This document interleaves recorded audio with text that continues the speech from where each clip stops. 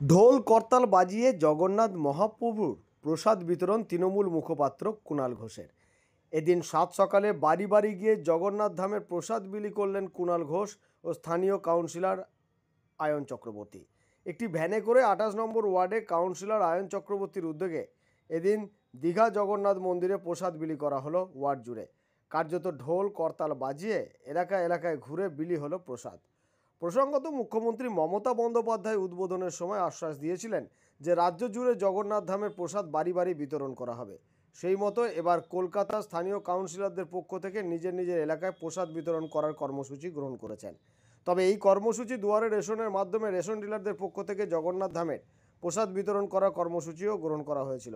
কিন্তু কলকাতায় কিছু জায়গায় কাউন্সিলররা নিজ ব্যক্তিগত উদ্যোগে রেশন ডিলারদের থেকে প্রসাদ নিয়ে নিজেরাই বিলি করতে শুরু করেছেন। তাই ২৮ নম্বর ওয়ার্ড কাউন্সিলর আয়ন চক্রবর্তী ও কুণাল ঘোষকে সঙ্গে নিয়ে প্রসাদ বিতরণ কর্মসূচি অনুষ্ঠিত হলো।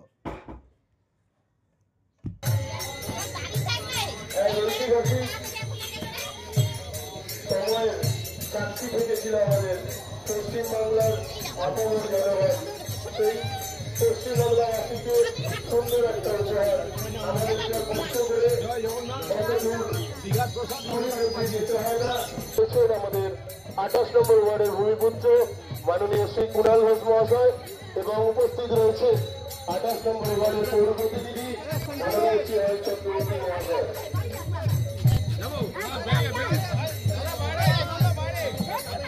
মুখ্যমন্ত্রী মমতা বন্দ্যোপাধ্যায়ের ঐকান্তিক প্রচেষ্টায় আমাদের দীঘা জগন্নাথ ধাম প্রতিষ্ঠান ভক্তি পূর্ণ শ্রদ্ধা করছেন। আরে থামিয়ে দিলে কি করে হবে? তোমরা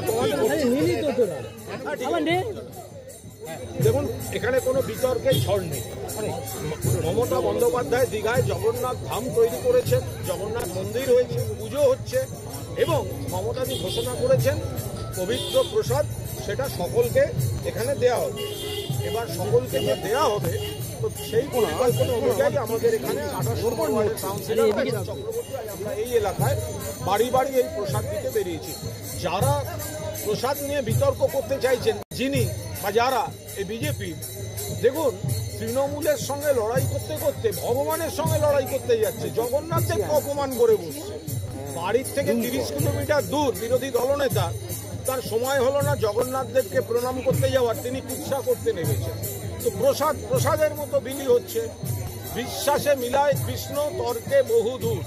আপনি যখন ভগবানকে ফুল দেন, আপনি কি সে দেখতে যান যে ফুল কোন চাষির বাগানে তৈরি হয়েছে, সেই চাষি হিন্দু না মুসলমান না খ্রিস্টান? আপনি যখন দুর্গাপুজোয় অষ্টমীতে অঞ্জলি দেন নতুন জামা পরে, আপনি দেখতে যান মুসলমান দর্জি তৈরি করেছে না হিন্দু দর্জি তৈরি করেছে? ভগবানের কাছে যেটা প্রসাদ হিসেবে পড়ছে, ভগবানের স্পর্শে সেটা প্রসাদ। মানুষ দু হাত তুলে নিচ্ছেন এবং জগন্নাথ দেব তাদের আশীর্বাদ করছেন। যে বা যারা গুটি কয় ব্যক্তি তারা তৃণমূলের সঙ্গে রাজনৈতিক লড়াই করতে গিয়ে জগন্নাথ দেবের সঙ্গে লড়াই করছেন, তারা এর পরিণাম জগন্নাথ দেবের রোষে পড়লে বুঝতে পারবেন। আমরা তো একটাই বুঝছি এখন, জয় জগন্নাথ, জয় জগন্নাথ।